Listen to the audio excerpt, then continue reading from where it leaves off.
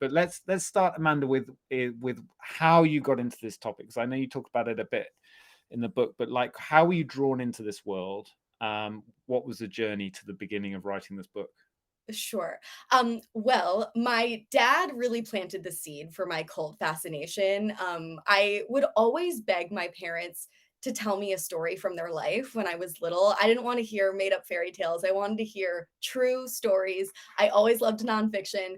And it just so happened that my dad had these like bonkers personal narratives from the years that he spent in a cult.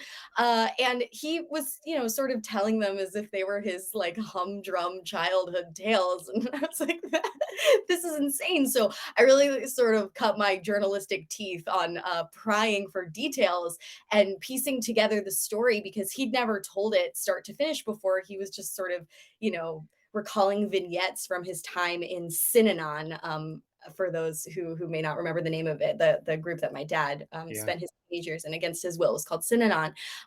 So I found that super fascinating. And my parents are research scientists, so they're skeptical people. And growing up, I think they definitely brought me up to question authority.